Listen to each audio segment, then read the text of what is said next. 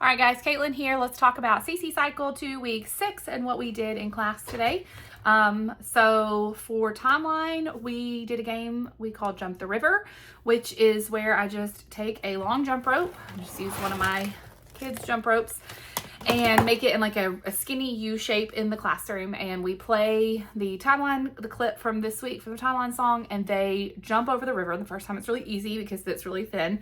And then each time I widen it a little bit, and then they have to jump further to get over it. It can get a little wild and crazy, especially when the jumps get really big.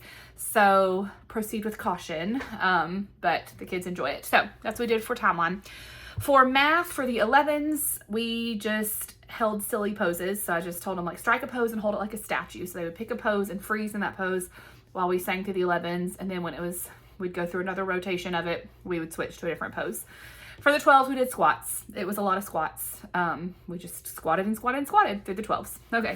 Personally, I am glad after this week when we switched to just one round of math facts that we need to sing through, because math gets really long for some of these when we have, the 9s and the 10s, the 11s and the 12s and all that. So anyway, okay, for geography, so we have really big maps that our director gets for us. They are like these giant laminated maps. I think they're about like 3 by 5 feet. They're pretty big. I don't know where they come from, so I always get asked that whenever I show pictures of my tutor board, but I don't know. She gets them for us.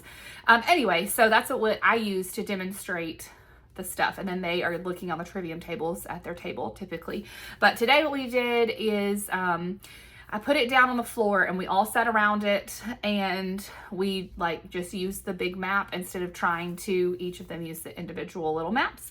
And so I brought a goat because we were talking about the mountains this week, and I thought mountain goat kind of fit together in my brain. And so we took the little goat, and I showed them where the mountains were first, and we talked about that. But then I let them each take the goat and take them on a trip to the mountains. And depending on the kid, I would ask them whenever it was their turn as far as their comfort level. And so some of them, I would just say them in the order that we had originally done it with the little song that we used, and they would just take the goat around. Some of them wanted me to do it out of order, so I would do it in, a different order, and they would find it. And then I had one who wanted to name them, and so she took the goat around and actually was able to name them. So kind of give them a choice that way, whatever they're comfortable with their knowledge level, they can do. So that was fun for our big maps this week. And then for English with the pronouns, we did the same thing I've been doing the last couple of weeks, which is using the hand motions that we use from week 3 when we do the pronouns. So we do first person, so we would say like mine, yours, his, hers, it. So those are the same hand motions we used for first person singular, second person singular, third person singular. So we just do that with our hands while we're saying each of them. For history, did my standard. We did hand motions from Driven by Grace, and then put the visual cards in order. So the hand motions, I don't remember what the hand motion was for Renaissance. I wrote in my notes, scoop one hand into the other hand. But then when I got into class today, I could not remember what that looked like in her video. So I didn't do a good job of writing that down and practicing that. But anyway, we just kind of did like this because I'm not sure. But 1350 to 1600, like you're making a timeline.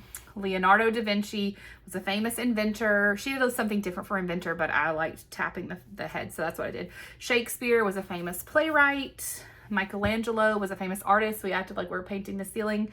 And Copernicus was a famous scientist, like you're pouring beakers back and forth. So those were the hand motions that we did. For science, we used some hand motions. We did adapt, like we stood still, and then migrate, we acted like we were flying, and hibernate, we acted like we were sleeping. We did that a couple times, and then I think my camera is sliding down as I talk to you guys. And then we did silly voices. We shivered like we were super cold. We panted like we were hot. We did a little squeaky mouse voice, and then we acted like we had no teeth. So those were our voices that we did.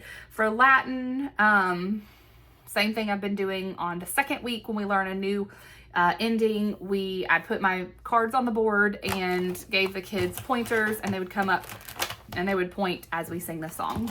So nothing different for that. That's kind of our normal thing. For art today, So week 6 is like a review of everything that we've learned in our drawing unit. And so what we did is we made shields and we made shrinky dinks. I don't know if you're familiar with shrinky dinks, but those are, it's like this clear-ish plastic-y type stuff. You draw on it and then you put it in the oven, I guess, and it shrinks down, like it shrinks your whole design down smaller. My kids did them at church camp a couple years ago, but I wasn't like around for the process when they were doing them. So I've seen the results. Actually, I think one of my kids is up here, but I don't know where it was. Anyway, oh yeah, see, like one of my kids drew cherries and I don't know how big it was when he drew it, but then they shrunk it down small. Anyway, and they're kind of like a little hard plastic afterwards. All that to say, we were doing shrinky dinks this week, and so we're going to turn them into magnets. So I had my kids do shields, and I printed out shields, and they were on 5x7 sizes, and then we taped the shrinky dink plastic stuff over it, and then some of the moms and we traced the shield with a permanent marker, a Sharpie, and so that way the kids weren't having to draw the shield themselves. They were just basically coloring it in, putting designs. And so I gave each of the kids one of these papers first and had them kind of sketch out how they wanted their shield to go, because I knew inevitably somebody would start coloring or drawing and be unhappy with it, and we didn't really have more shrinky dink paper to go around. So I wanted them to kind of decide what they wanted to do on their original shield, or the first shield, and then copy it onto their shrinky dink, like their final project thing. So I printed out, I just found a bunch of pictures of shields online and printed out a variety of options so they kind of could see like what a more authentic medieval shield would look like. And then I made 2 example shields. Mine are not shrinky dinks, they're just like a large piece of paper. So I did one, I did like quilting, because I'm a quilter. I did quilting patterns kind of in there, and I did another one that's very abstract, kind of uses if you did the roll and draw abstract activity during the abstract week, you'll recognize I basically took those different components and made another one. So I just did 2 so that they could kind of see some examples, and the kids all did a variety of things. Some put their initials in them, some of them did kind of like divided it in fourths, kind of like I did, and then just did colors or hearts or whatever. So anyway, I'm excited to see how they turn out. Our director is the one that's actually making the shrinky dinks, and so she's going to take those home over our break week. We're going on fall break this next week, and she's going to shrink them down and put magnets on the back and bring them back, and then the kids will have a cute little shield magnet to use on their fridge or whatever. So, okay, that was art. And then for review, we played Pom Pom Bomb. So all I have is just this little baggie with a bunch of pom-poms, and we answer a question, and then they draw one out of the bag, and if it's a red one, that's really good, they get 5 points. If it's a black one, that's the bomb, that's bad, and it subtracts 5 points. And then any other color, I've got purple, blue, yellow, green, whatever, they just get 1 point. And so we played, again, kids versus Miss Caitlin. That way we don't have kids like, you know, competing against each other. And so like we would ask a question, one of the kids would draw, and then they would get points. And then we'd ask another question, and then I would draw and I would get points. And then we'd kind of go back and forth like that. And so they have fun with that. It's not my favorite game of all the games, but it's fine, and it's simple, and it's easy, and they enjoy it.